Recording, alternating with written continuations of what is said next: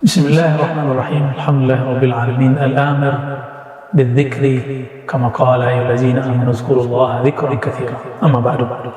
Sahabat-sahabat pencinta zikir, pencinta Allah Subhanahu wa taala.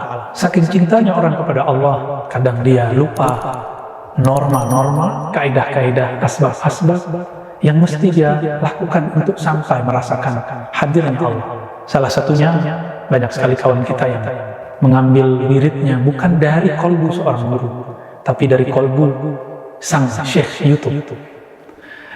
Syekh YouTube ini betul akan menjadi nikmat karena kita nggak perlu datang ke guru.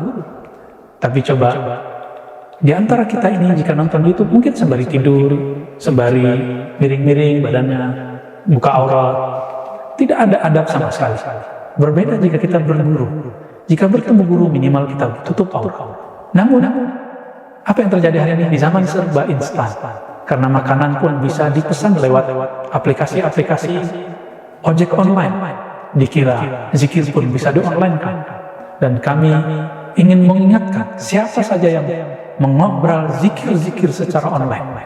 Antum harus menjawab secara rohani di hadapan Allah Subhanahu wa taala karena membagikan mutiara secara acak, membagikan sebuah ilmu bukan kepada ahlinya. Jika di surat An-Nisa ada larangan wala tu'tus sufaha, jangan berikan harta waris kepada anak-anak yang masih safih. Itu benda fisik, materi.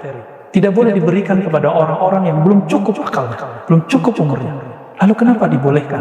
Kenapa kita bagi-bagikan secara obrol di YouTube?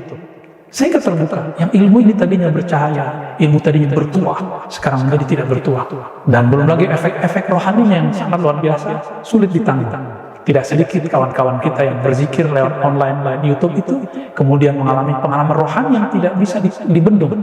Maka ada yang majnun, ada yang gila, ada yang kemudian merasa dirinya jadi Imam Mahdi, bahkan ada yang merasa dirinya jadi Nabi Khidir, ada yang merasa dirinya jadi malaikat.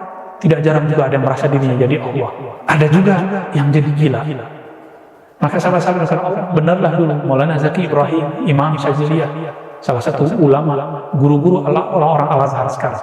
Masyaikh Al-Azhar berguru kepada beliau secara spiritual.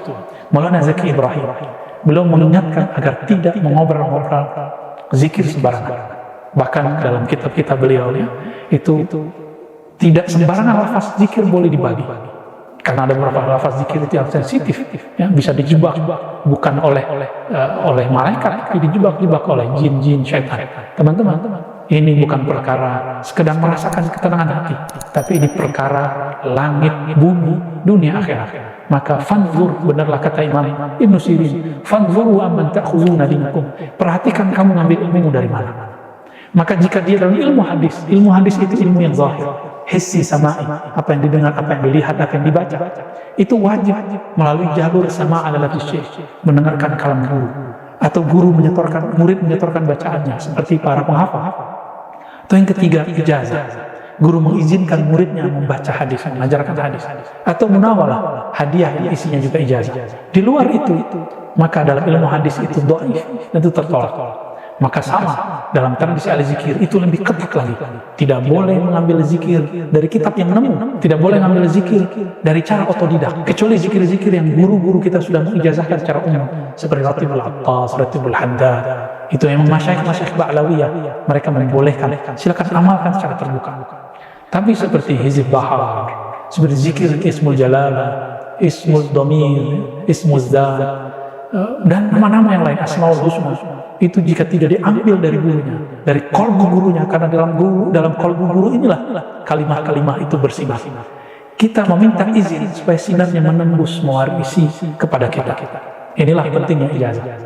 Maka orang-orang yang tidak mendapatkan ijazah dalam zikir, jika dia tidak kuat melakukan riyadhah, maka dia tidak dapat keberkahan. Dia hanya dapatkan pahala, tapi tidak mendapatkan al-faid dan al-madad secara rohani, limpahan-limpahan rohani. Tapi siapa yang mendapatkan ijazah zikir, walaupun tidak merasakan nikmat zikirnya, tapi karena keberkahan, kemuliaan kolbu guru, yang kolbunya ini bersambung nurnya kepada Nabi, maka kita masih mendapatkan pancaran dalam kolbu kita.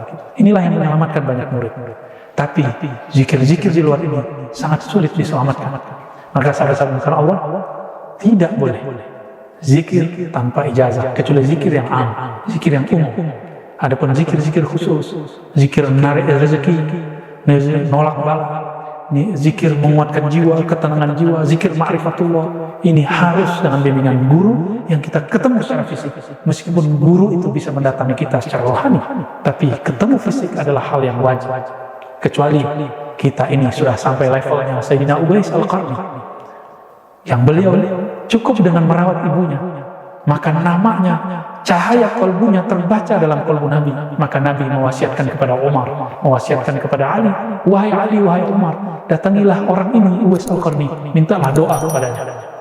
Jika kita emang sudah menjadi Uwais, silakan. Tapi siapa yang menjadi Uwais? Uwais meninggalkan haji umrohnya, cuma ingin merawat ibunya. Karena ibu adalah wasiatullah fil ardh, wasiat Allah di bumi. Maka itu pun juga pancaran dari kenabian.